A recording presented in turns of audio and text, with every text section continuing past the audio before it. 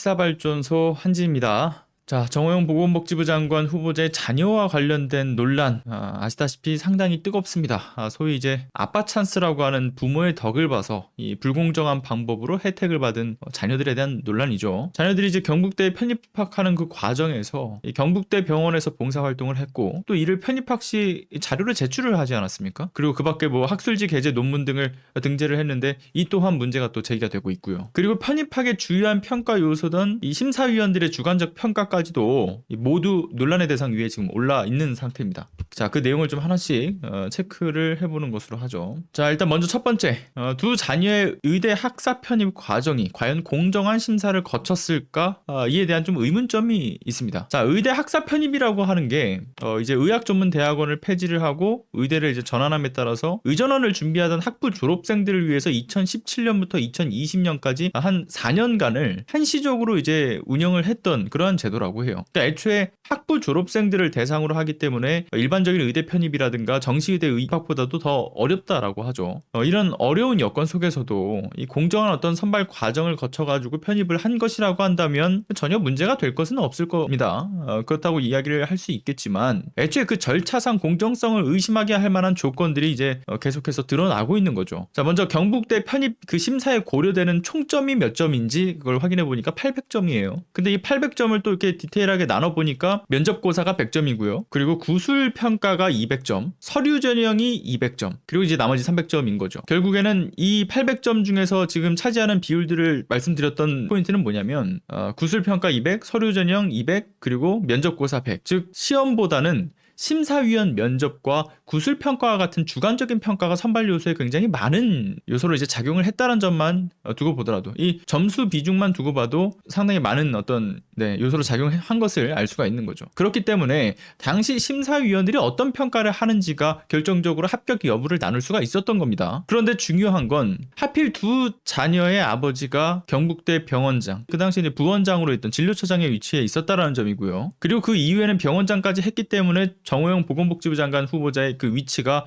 특혜로 적용된 것이 아니냐라는 그 의혹을 피하기는 어려워 보입니다. 당시 진료처장, 즉 부원장의 위치에 있었을 뿐만 아니라 곧이어서 이제 병원장이 될 것으로 거론이 되는 경북대 병원의 실세 중 실세의 그 자녀들이지 않습니까? 그 자녀들이 경북대 의대에 편입 지원을 한 것에 대해서 과연 심사위원들이 올바른 평가 기준을 적용할 수 있었을까? 일단 거기에 퀘스천 마크가 붙을 수밖에 없는 거고요. 그리고 2017년에 정호영 후보자의 딸은 정호영 후보자가 부원장이던 시점에 편입을 성공했고 2018년에는 이제 아들이 정호영 후보자가 병원장이던 시점에 모두 합격을 한 거죠. 자, 그런데 민주당의 김원희 의원이 경북대에 요청을 해서 제출을 받은 자료를 보니까 정호영 그 후보자의 딸, 그 딸의 이 구술평가 점수가 당시 다른 지원자들에 비해서 유독 높았다라는 점을 확인했다라고 하죠. 그런데 이 구술평가의 방식이 뭐냐? 이게 중요하지 않겠습니까? 총 3명의 심사위원들이 배치가 돼요. 근데 어디에 배치되느냐? 자, 총 3명의 심사위원들이 총 3개의 고사실에 각각 3명씩 배치가 되죠. 그러면 이 고사실에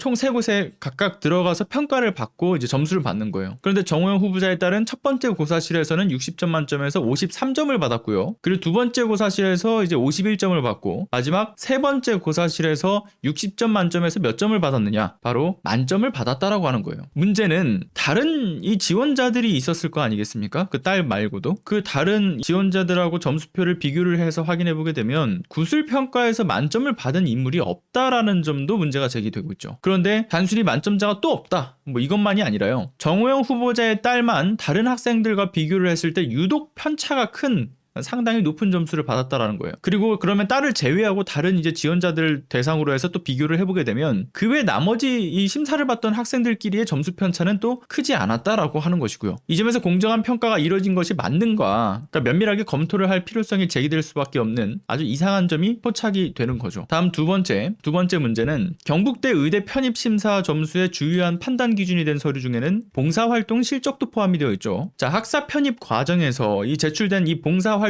실적은 총 3건이라고 합니다. 그런데 이 3건이 다 어떻게 돼 있어요? 하필이면 모두 경북대 병원에서 이들이 그 뭐 환자 이송하는 그런 자원봉사를 했던 것이고, 이 시점에도 역시나 정호영 후보자는 부원장의 신분이었던 거죠. 자, 그런데 앞서 말씀드렸던 것처럼 편입학 점수의 총점이 800점이라고 말씀드렸어요. 800점. 그런데 이 중에 1단계 평가에서 총 500점을 이제 가지고 가는 거고요. 그리고 이 500점 안에서 200점이 서류 전형 점수로 포함됩니다. 200점. 그 200점 안에 봉사 점수가 바로 이 서류 전형 평가 항목에 들어가는 주요한 실적이라는 점에서 아빠 찬스를 통한 과도한 특혜가 주어진 것으로 보여지는 또 의혹이 또 생기는 것인 거죠. 그러니까 조국 전 장관의 자녀의 경우는 애초에 입시에는 아무런 상관이 없는 실적이었다라고 한다면요. 정호영 후보자의 자녀들은 명백히 이 봉사 실적이라고 하는 것이 경북대 의대에 들어가는 점수에 반영이 돼요. 심지어는 아주 중요한 요소로 작동을 했었던 것으로 확인이 되는 거죠. 그리고 다음 세 번째, 정호영 후보자의 아들과 관련된 내용에서 집중적으로 문제가 또 제기가 됩니다. 논문 관련된 문제죠. 2016년 2월에 경북대 학부를 졸업하고 나서 KCI의 학술지인 전자공학 회지에다가 이제 등재되어 있는 두 편의 논문 그 공동 저자에 유일한 학사 저자로 이름을 올렸다라는 거예요. 근데 그때 마침 또 참여되어 있던 논문을 경북대 의대 편입의 주요 실적 서류로 제출을 한 거죠. 이를 통해서 경북대 의대 편입학 특별 전형에 정호영 후보자의 아들이 합격을 했던 겁니다. 그런데 중요한 것은 정호영 후보자의 아들이 공동 저자로 이름을 올린 두 편의 논문이죠. 자, 하나는 제1저자에는 석사과정이던 그 학생이 이름을 올렸고요. 그 다음 2저자로 공학 박사, 그리고 3저자가 정호영 후보자의 아들이 이름을 올렸고, 그리고 4저자의 교수가 올라가요. 그리고 두 번째 논문에서도 1, 2저자에는 공학 박사하고 석사과정생, 그리고 3저자에서도 석사과정생, 4저자의 정호영 후보자 아들, 그리고 5저자의 교수가 이름을 올렸던 거죠. 자, 정호영 후보자의 아들이 자기 기술서에 작성한 내용이 뭐냐면요. 2015년부터 해서 약 한 2개월간, 제가 알기로는 2015년 10월부터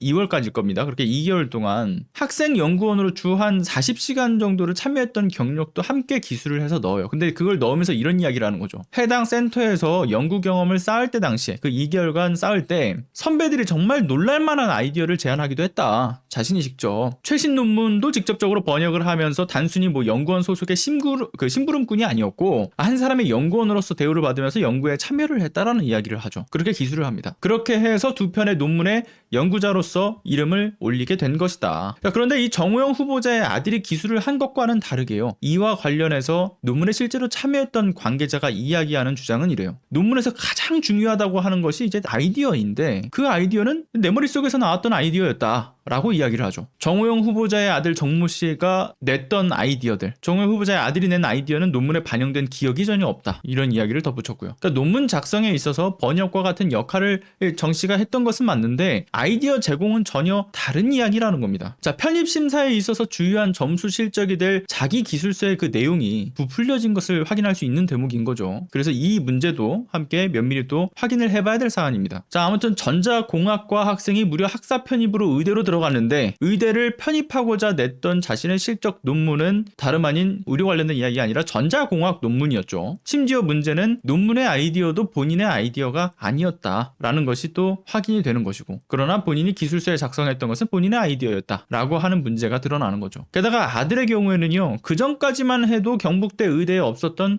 특별 전형이 경북대에 만들어지고 나서 이 타이밍에 들어가게 됩니다. 이것도 상당히 또 의문이죠. 어찌 그 아들이 들어갈 때 특별 전형이 만들어졌는가? 아들을 위한 특별 전형은 아니었을까? 이 또한 아빠 차스가 적용했을 가능성이 충분히 의심되는 겁니다. 자, 그리고 정호영 후보자의 자녀 문제를 정리를 하자면 여러분들 그 조국 전 장관 때 다들 기억하시잖아요. 표창장 문제 하나만을 가지고서도 인사청문회 당시 70여 차례가 넘는 압수수색을 시작을 하면서 수개월간을 털었습니다. 그런데 그때 그 압수수색을 하면서 했던 그들의 명분이 뭐였냐? 공인은 그 가족 역시도 공정해야 하고 투명해야 된다라는 이유를 들먹이면서 말도 안 되는 수사를 이어갔던 것이죠. 검찰은 이런 명분을 삼아서 수사를 했습니다. 결국 최근에 그래서 조국 전 장관의 딸 조민양의 의전원 입학도 취소가 된 거죠. 입시에는 반영도 되지 않았던 표창장과 봉사 관련된 내용들을 가지고서 이 난리를 피웠던 검찰이 그렇다면 정호영 후보자의 자녀에 대해서는 어떤 반응을 보일까요, 도대체? 일단 지금까지는 아무런 움직임도 보이고 있지 않죠. 조국 전 장관에 대한 수사를 지휘했던 윤석열, 그 윤석열 당선자의 40년 지기 친구인 정호영 후보자에 대한 수사가 과연 진행될 수가 있을까라는 거에서도 퀘스천 마크가 붙을 수밖에 없습니다. 자택을 들쑤시고 뭐 학교를 들쑤시고 그를 비롯한 뭐 온갖 곳을 이 전방위적 압수수색을 했던 것, 그리고 이제 봉사활동 시간을 1분 1초까지도 면밀히 검토를 하고 논문에 대한 기여도를 따지는 조사까지 했던 거. 결국 검찰이 자신들의 존재 이유에 대해서 특히 수사권에 대한 것을 그들이 강조하고 싶다라고 한다면 이 사건에 대해서 조국 전 장관과 똑같은 잣대로 수사하지 않으면 안 될 일입니다. 이 사건마저 덮는다라고 한다면요, 더 이상의 수사권을 가지고 있을 필요가 없다라고 하는 것을 자인하게 되는 거니까요. 물론 그들이 정상적으로 수사할 리도 없지만 수사를 한다고 해도 매번 말씀드리는 것이지만 수사권은 삭제되어야 맞습니다. 자, 민주주의와 법치주의를 근간에 두고 있는 문명국가 사회국에서 수사권과 기소권을 동시에 가지고 있는 무소불위의 검찰은 우리나라밖에 없습니다. 매우 비상식적인 거죠. 선진 사법 체계 하에서도 정말 말도 안 되는 구조가 지금 우리나라에 있는 겁니다. 심지어 이런 구조가 만들어내 왔던 패단들, 지난 70여 년간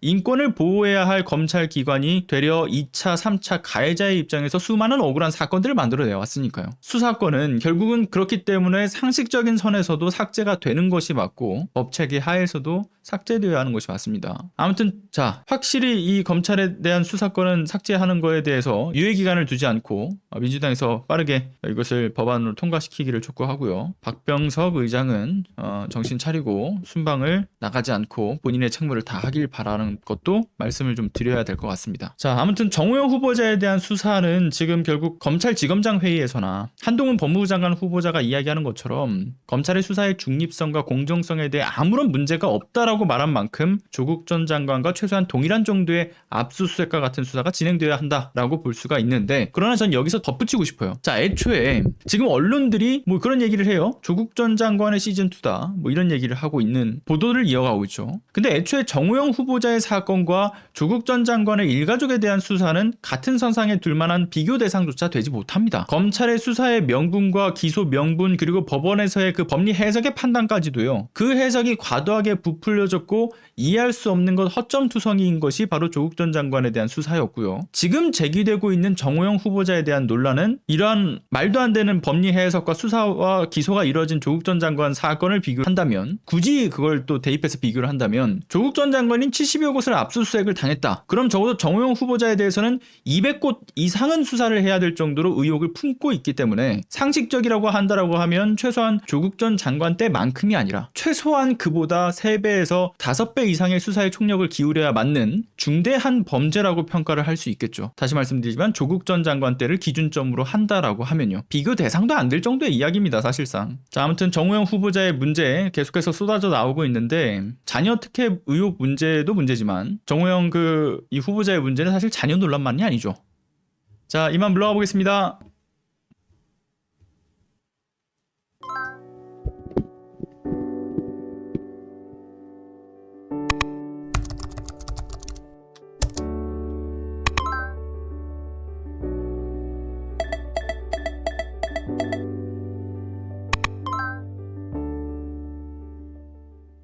안녕하세요. 시사발전소 소장 한지입니다.